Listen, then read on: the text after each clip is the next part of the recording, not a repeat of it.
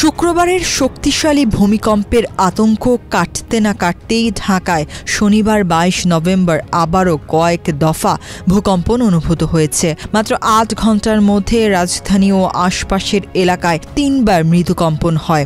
ঘন ঘন ভূমিকম্পের এই ধারাকে বিশেষজ্ঞরা মোটেও স্বস্তিদায়ক মনে করছেন না, বরং এটিকে সম্ভাব্য বড় ধরনের ভূমিকম্পের ঝুঁকির ইঙ্গিত বলে সতর্ক করেছেন। এদিকে বিশ্বজুড়ে ভূমিকম্পের বাড়তি সক্রিয়তার তথ্য দিয়েছে জনপ্রিয় ভূকম্পন পর্যবেক্ষণ ওয়েবসাইট earthquaketracker.com।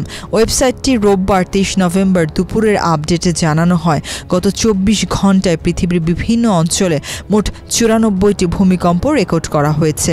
গত ৭ দিনের সংখ্যা দাঁড়িয়েছে অন্তত ৮৫৩টি। বিশেষজ্ঞদের মতে পৃথিবীর বিভিন্ন প্লেট বাউন্ডারিতে চাপ বৃদ্ধি পাওয়ার ইঙ্গিতই দিচ্ছে এসব পরিসংখ্যান। পদ্মা সেতু, মেট্রো রেল এবং এলিভেটেড এক্সপ্রেসওয়ে নির্মাণের গর্বিত অংশীদার বসুন্ধরা সিমেন্ট। বাংলাদেশে শুক্রবার সকাল ১০টা ৩৮ আঘাত হানে ৫.৭ মাত্রার কম্পন, যা সারা দেশে অনুভূত হয়। এই কম্পনে আতঙ্কে ভবন থেকে লাফিয়ে পড়া ও স্থাপনার ক্ষয়ক্ষতির কারণে শিশুসহ ১০ জনের মৃত্যু এবং ৬ শতাধিক মানুষের আহত হওয়ার ঘটনা ঘটে। সবচেয়ে বেশি ৫ জন মারা যান নরসিংদীতে, ঢাকায় ৪ জন ও নারায়ণগঞ্জে ১ জনের মৃত্যু হয়।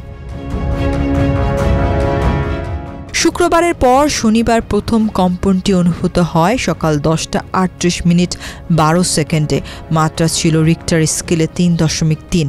আবহাওয়া অধিদপ্তর জানায় এর উৎপত্তিস্থল ছিল ঢাকার উত্তর পূর্বে ২৯ কিলোমিটার দূরে নরসিংদীর পলাশে। সন্ধ্যায় আরও ২টি ভূমিকম্প হয় বাড্ডা ও নরসিংদী এলাকায়। সন্ধ্যা ৬টা ৬ মিনিট ৪ সেকেন্ডের কম্পনের মাত্রা ছিল ৩.৭, যার কেন্দ্র ছিল বাড্ডা। মাত্র ১ সেকেন্ড পর ৬টা ৬ মিনিট ৫ সেকেন্ডে আরও একটি কম্পন অনুভূত হয়, যার মাত্রা ছিল ৪.৩ এবং কেন্দ্র নরসিংদীতে।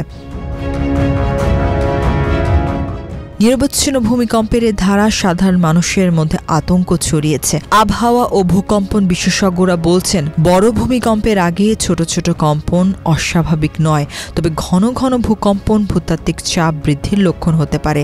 তাই ভবনের ঝুঁকি নিরূপণ, নিরাপত্তা ব্যবস্থা জোরদার এবং জনসচেতনতা বৃদ্ধির ওপর জোর দিয়েছেন তারা।